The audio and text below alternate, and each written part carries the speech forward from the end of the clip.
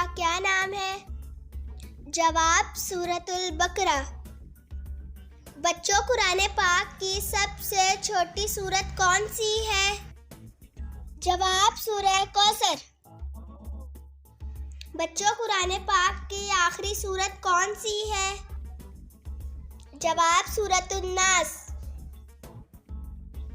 बच्चों, कुरान पाक का निचोड़ किस सूरत को कहा गया है? जवाब सूरह फातिहा। बच्चों, पहली वही में कितनी आयतें नाजिल हुई? बच्चों, आंसर 5। अगर इंफॉर्मेशन पसंद आए तो हमारे चैनल को सब्सक्राइब करें। पार्ट 1 देखने के लिए डिस्क्रिप्शन में लिंक को क्लिक करें।